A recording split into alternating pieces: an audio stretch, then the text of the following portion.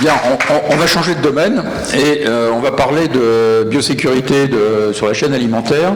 On va donner la parole à Anne-Marie Vanel, qui est inspectrice générale de la santé publique vétérinaire, qui a exercé quelques années après son diplôme de docteur vétérinaire à l'École nationale vétérinaire d'Alfort en exercice privé, puis elle est passée responsable du laboratoire national de vétérinaire de Rungis. C'est une période pendant laquelle elle a complété sa formation à l'Institut Pasteur en bactériologie, en virologie et en immunologie. Puis elle a été responsable à la direction générale de l'alimentation, où elle s'est occupée, à l'époque c'était encore les services vétérinaires peut-être, elle s'est occupée de tout ce qui concernait la réglementation, de la police sanitaire, elle était en relation avec les responsables de Bruxelles, et par la suite elle est retournée sur le terrain, je dirais, elle a été directrice des services vétérinaires de la Loire-Atlantique, puis sur le plan régional des Pays de Loire. Elle a été confrontée aux problèmes notamment de l'encéphalopathie spongiforme bovine, au problème de la canicule et d'équarrissage en 2003. Elle a été aussi confrontée sur le terrain au problème de la fièvre afteuse. Et elle a fini sa carrière essentiellement donc au Conseil général de l'agriculture, de l'alimentation et des espaces ruraux. Elle a été donc très spécialisée durant toute sa carrière et axée sur les problèmes de sécurité et de biosécurité de la chaîne alimentaire, et elle va nous faire part de son expérience dans ce domaine, comme le souhaitait le président de l'Académie nationale de chirurgie et son secrétaire général. Donc pour 15 minutes, Anne-Marie, tu as la parole. Oui, donc, messieurs les présidents, chers collègues, mesdames, messieurs, nous allons effectivement changer complètement de domaine pour nous retrouver dans les industries agroalimentaires, mais nous verrons que certains éléments se rapprochent malgré tout de la chirurgie humaine et vétérinaire. Le sujet de l'hygiène est une exigence tant en matière de médecine, de chirurgie que de production des aliments. Bien que transversal, en réalité, ce sujet est assez peu partagé entre ces différents secteurs.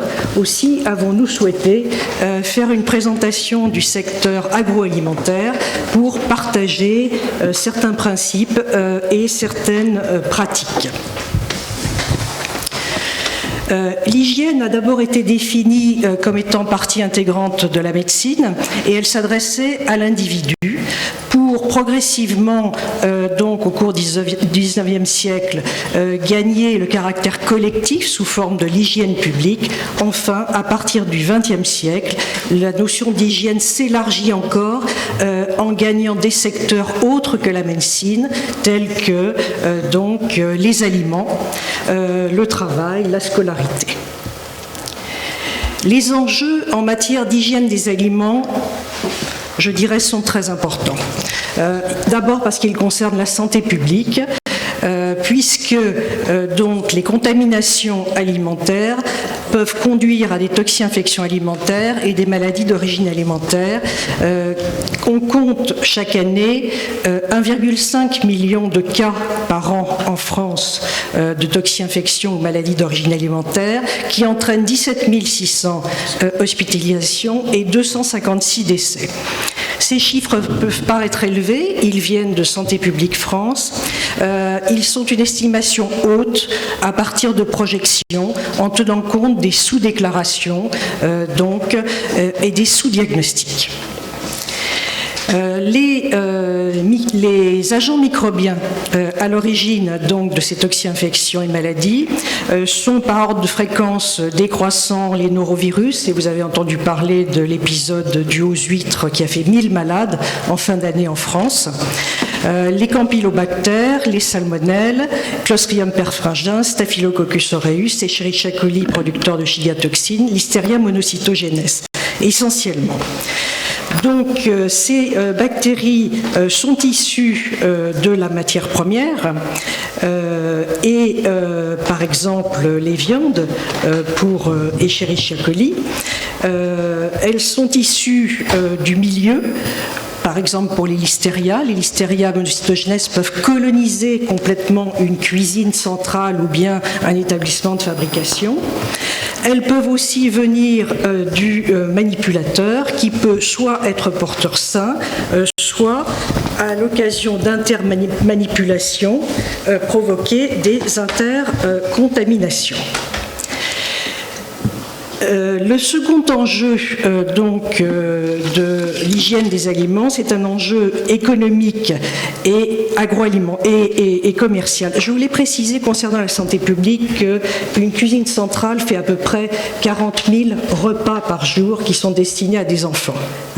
Vous voyez la répercussion énorme que peuvent avoir des fautes d'hygiène dans ce cas-là. De la même façon, des ateliers de steak haché, s'ils sont contaminés par un Escherichia coli Shiga toxique, peuvent délivrer par jour des lots qui sont équivalents à plusieurs dizaines de tonnes, qu'il va ensuite falloir récupérer, ou il va falloir prévenir les consommateurs, etc. Donc ce sont des opérations très lourdes, les conséquences sont extrêmement importantes. Le second enjeu est économique et commercial.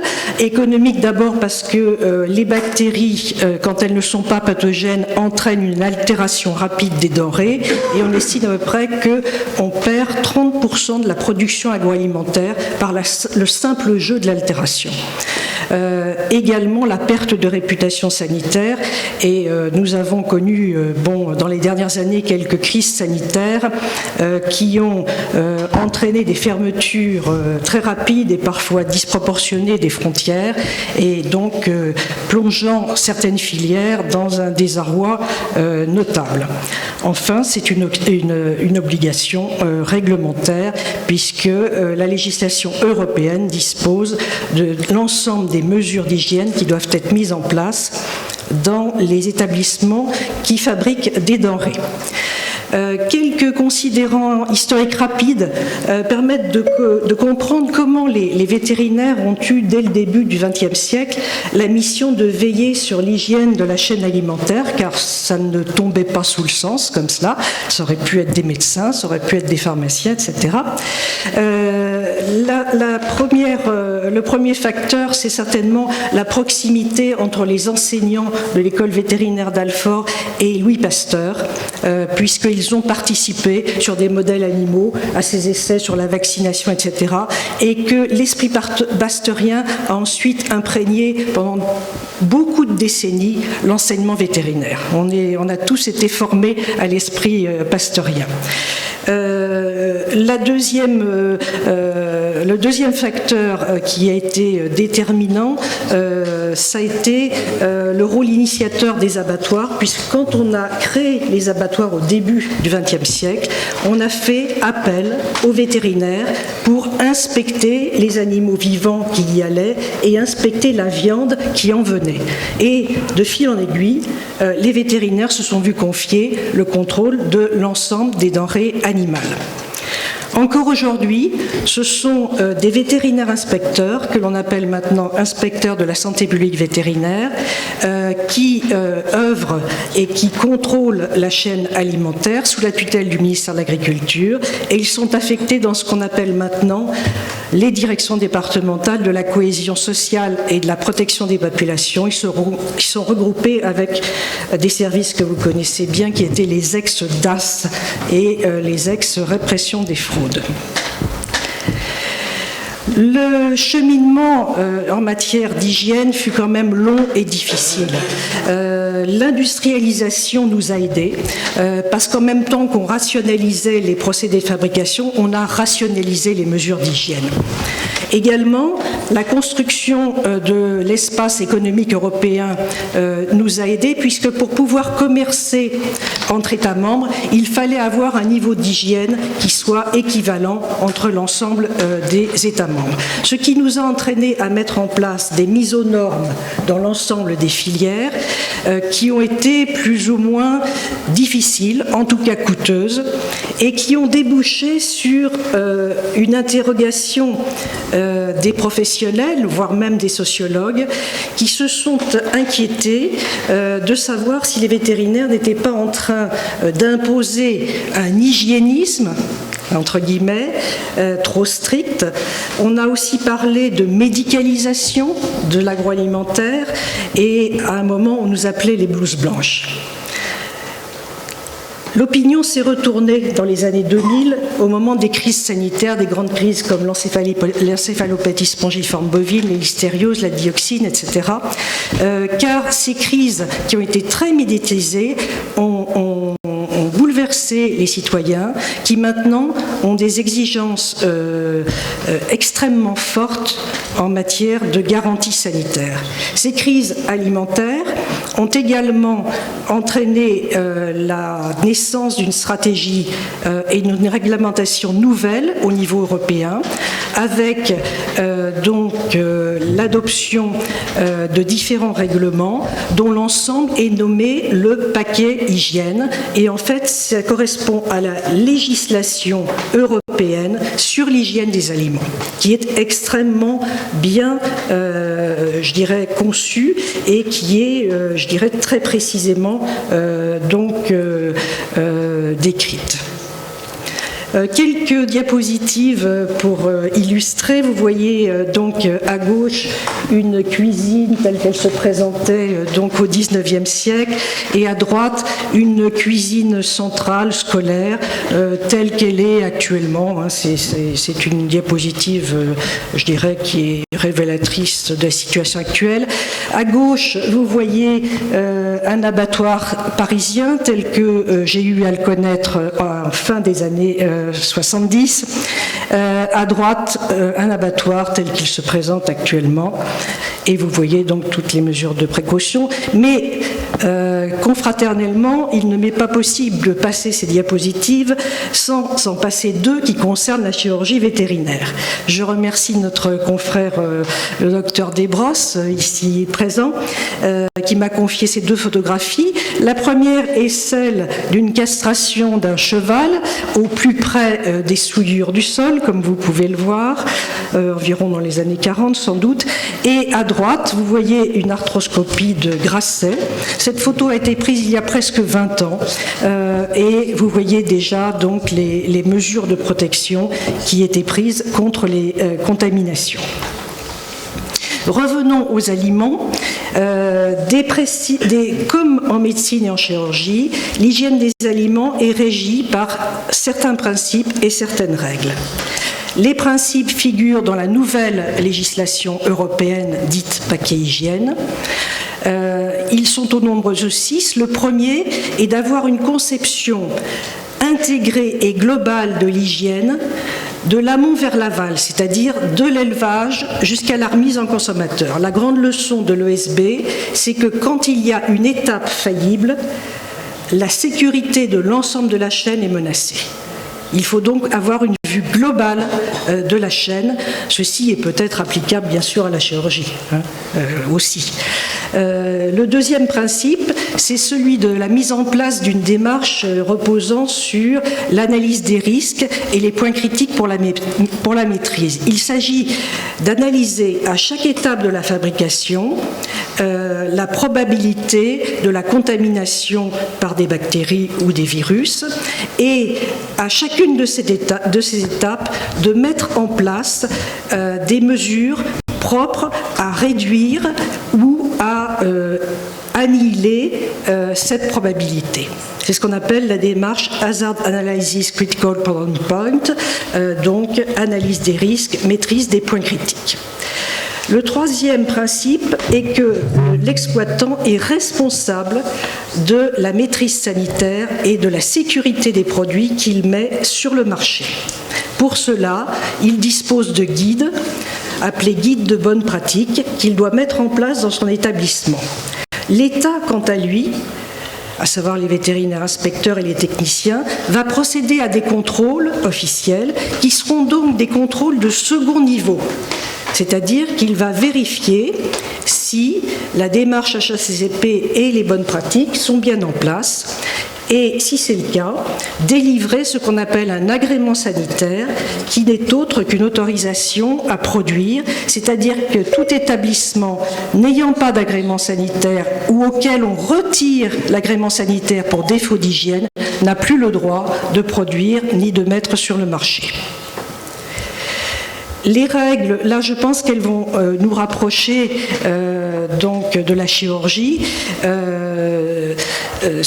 Les règles visent donc les bonnes pratiques d'hygiène quotidienne au sein d'un établissement produisant des denrées et concernent la maîtrise sanitaire de ce qu'on appelle les 5M.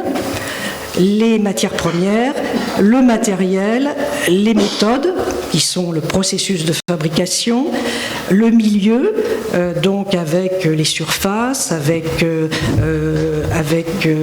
l'ambiance, l'air, la main-d'œuvre, en termes de santé, en termes de tenue vestimentaire, en termes de formation. Alors, vous avez ici donc une illustration de l'ensemble de la maîtrise de ces 5 M. Vous voyez donc là, à gauche, donc le contrôle de réception des matières premières, de toutes les matières qui vont rentrer dans l'établissement producteur. Là, on vérifie la température. La deuxième diapositive vous montre donc le résultat d'une maîtrise à la fois de la conception des locaux et de la conception du matériel, c'est-à-dire quelque chose d'aéré, permettant une marche en avant, facilement nettoyable et donc permettant un entretien, un nettoyage, désinfection performant. De la même façon, là vous voyez qu'on utilise des matériels donc, qui sont faciles à nettoyer et qui ne créent pas de niche microbienne. S'agissant donc de l'hygiène de la main-d'œuvre, nous rappelons que effectivement l'homme est porteur de 10 puissance 10 bactéries sur l'ensemble de son est porteur de 10 puissance 10 bactéries, particulièrement, bien sûr, le revêtement cutané, environ 10 puissance 7, le cuir chevelu, la gorge et bien sûr les intestins. Donc pour lutter contre les contaminations qui pourraient venir de cette réserve infinie de bactéries, bien sûr des règles d'hygiène strictes doivent être respectées en matière d'hygiène corporelle. Donc là vous voyez des affiches qui sont en général présentes dans l'ensemble des établissements sur la tenue vestimentaire à respecter lorsque l'on est dans les locaux de préparation des denrées, c'est-à-dire avoir une couverture totale des cheveux, un masque, des gants, des vêtements propres et des chaussures de travail. Des indications précises sont données sur les méthodes de lavage des mains. Quand se laver les mains? Alors il y a effectivement, il y a un moment surtout qui est déterminant, c'est le lavage des mains à la sortie des toilettes, compte tenu évidemment de la concentration microbienne dans l'intestin. Comment se laver les mains et comment mettre des gants, les changer, etc. Sur la droite, vous voyez la photographie d'une dame qui donc déconditionne et met en place des desserts, et effectivement elle est revêtue d'une tenue correcte permettant de prévenir pas mal de contaminations. Nous arrivons maintenant aux actualités et perspectives en matière d'hygiène dans la production des aliments. Les progrès qui vont se développer dans les années à venir sont surtout des progrès en ce que j'appellerais le génie alimentaire, c'est-à-dire ce sont des ingénieurs qui travaillent sur de la robotisation qui va apporter effectivement une mécanisation et la possibilité de tenir à distance les manipulateurs de la denrée. Et nous allons le voir aussi, des travaux techniques en matière de nettoyage désinfection. Donc les vétérinaires ne sont pas aux avant-postes dans ces progrès techniques, tout comme peut-être les chirurgiens ne le sont pas dans la robotique de la chirurgie. Mais il faut raisonner avec et voir si ça apporte des risques particuliers, nouveaux, ou si ça les réduit par rapport aux techniques anciennes. Vous voyez à gauche donc une chaîne robotisée de répartition, de répartition dans un atelier de steak haché, je crois, et à droite une chaîne où l'automatisation est très complète et isolée quasiment donc des manipulateurs. Bien entendu, dans ce type de chaîne que je dirais isolée, le nettoyage des infections se fait automatiquement à l'intérieur de l'enceinte. Cette robotisation s'accompagne évidemment lors de la conception de l'appareil d'une réflexion sur le mode de nettoyage en place dans l'appareil. Parce que ce ne sont pas des appareils qu'on va pouvoir nettoyer classiquement. Donc il va falloir mettre en place des procédés qu'on appelle cleaning in place, nettoyage en place, donc par circulation de détergents et désinfectants. Nous en venons donc au nettoyage des infections que vous voyez là. Le nettoyage des infections classique se déroule en 4 phases. Le nettoyage avec des détergents, le rinçage, la désinfection, le rinçage, puisqu'il ne faut pas qu'il y ait de résidus de molécules chimiques dans les aliments. Ce nettoyage classique a de gros désavantages. Il est extrêmement consommateur en eau et par ailleurs, il va favoriser la colonisation des ateliers par certaines bactéries, dont Listeria monocytogenes, qui aime beaucoup donc l'eau, les anfractuosités, le froid, etc., et qui va des fois en 2 heures recoloniser une chaîne que l'on vient de nettoyer, désinfecter. Donc, des alternatives sont de plus en plus développées. Les alternatives de nettoyage à la vapeur et d'aspiration, les alternatives de nettoyage à la vapeur sèche, les alternatives de nettoyage par cryogénie, par projection donc d'azote liquide, ou bien l'utilisation d'enzymes qui donnent des résultats extrêmement prometteurs. Donc, parmi les perspectives, maintenant, voyons quels sont les axes de recherche qui sont potentiellement facteurs de progrès. Je dirais d'abord, bien entendu, la meilleure connaissance des biofilms. Je pense que c'est un sujet qui nous est commun avec la chirurgie et la médecine, puisque, bien entendu, les bactéries sur les surfaces ne sont pas isolées, mais sont au sein de polymères qu'elles ont sécrétés, et ces polymères formés de glucides, de lipides, de catabolites vont avoir pour effet de protéger ces bactéries, de les nourrir, de leur permettre de communiquer entre elles.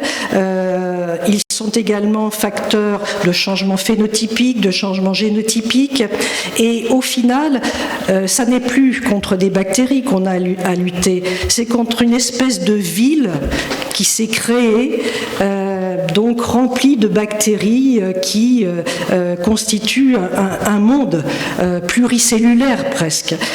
Et ça change toute notre conception du nettoyage et de la désinfection, parce que, je veux dire, on ne doit pas raisonner dans le sens de se dire telle bactérie, il n'y a pas de souci, on a un nettoyant qui marche bien, etc.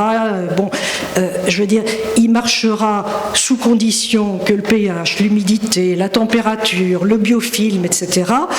Lui permettent de marcher. Et en particulier, il me semble dorénavant qu'on ne peut plus raisonner en termes de désinfection agroalimentaire sans raisonner en termes d'antibiofilm.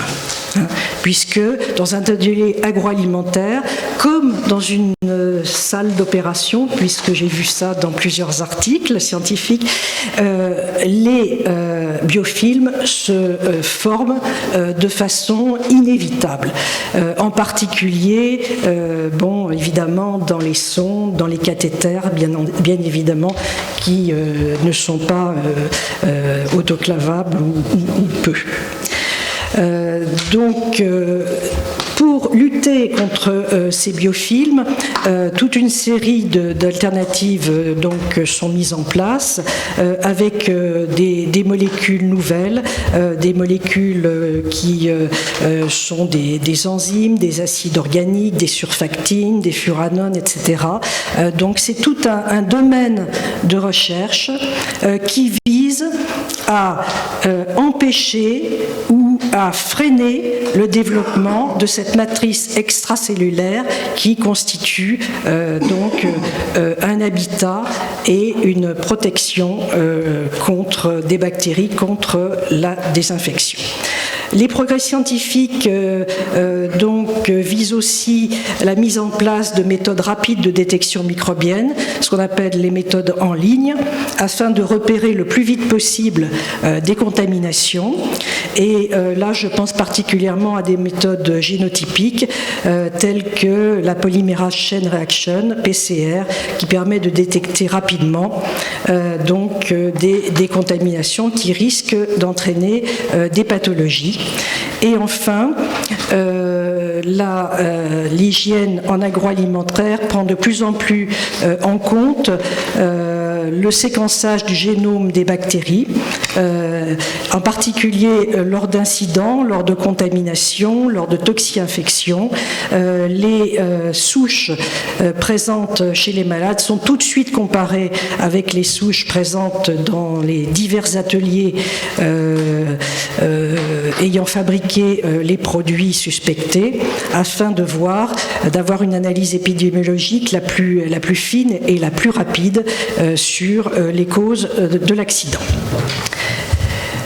Je terminerai ces différents points, dont certains vous sont peut-être parus familiers, par ce nuage de mots, les mots utilisés pendant cette présentation, et qui montre bien, je dirais, la proximité entre l'hygiène des aliments et les questions rencontrées en hygiène chirurgicale ou humaine ou vétérinaire. Il me semble qu'il y a une forte communauté et que ce nuage de mots représente en effet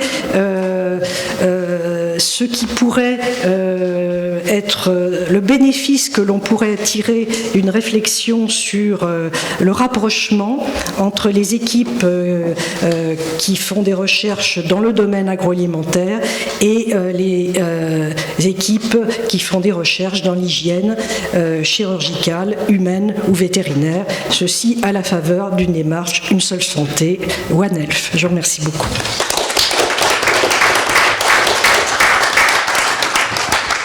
Bien, merci beaucoup Anne-Marie, c'était vraiment passionnant de suivre cette présentation sur la biosécurité des chaînes alimentaires qui en effet sont particulièrement strictes et ont connu beaucoup d'évolutions vraiment technologiques depuis ces dernières années.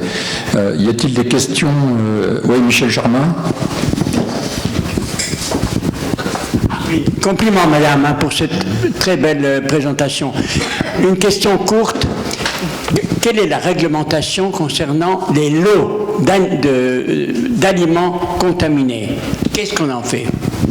Oui, quand on s'aperçoit au cours d'un contrôle qu'un lot d'aliments est contaminé, donc il y a toute une batterie de mesures qui est mise en place de retrait de ces aliments de l'ensemble donc des points de vente ou de stockage, avec la publication d'avis aux producteurs, d'avis aux distributeurs, parfois même de communication à l'attention du public, puisque certaines de ces denrées peuvent avoir été déjà achetées et consommées. Et vous voyez certainement dans les journaux, quelquefois, des messages d'alerte concernant tel ou tel fromage qui contient des listeria, etc. Et donc, voilà. Qu'est-ce qu'on en fait ? Ah, donc ils sont détruits, c'est-à-dire qu'ils sont mis sous consigne dans les établissements où ils se trouvent, les consommateurs doivent les ramener où ils les ont achetés et ils sont détruits par incinération. Je passe la parole au professeur Launois. Oui, je vous félicite, madame, c'était vraiment passionnant, mais j'aurais 3 questions à vous poser. La première question concerne le devenir des médicaments qui sont utilisés par la population, parce que ça part dans les ordures ménagères, et pour moi c'est une énorme inquiétude, notamment les antibiotiques, car ça crée forcément des résistances où ça va.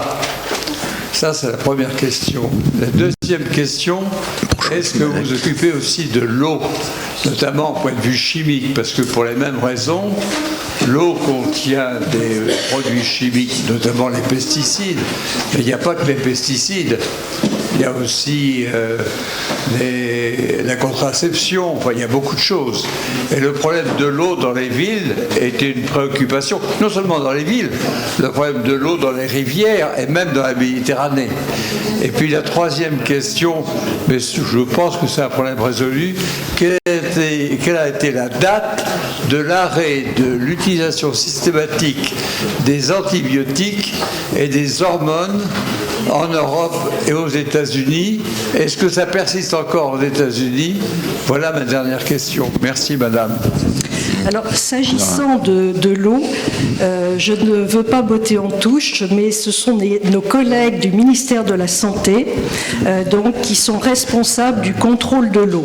Donc là, je vous ai parlé de la chaîne alimentaire à l'exception de l'eau. Et donc, il y a des critères de potabilité et bien sûr, les établissements qui fabriquent des aliments doivent ne se fournir qu'en eau déclarée potable, bien entendu.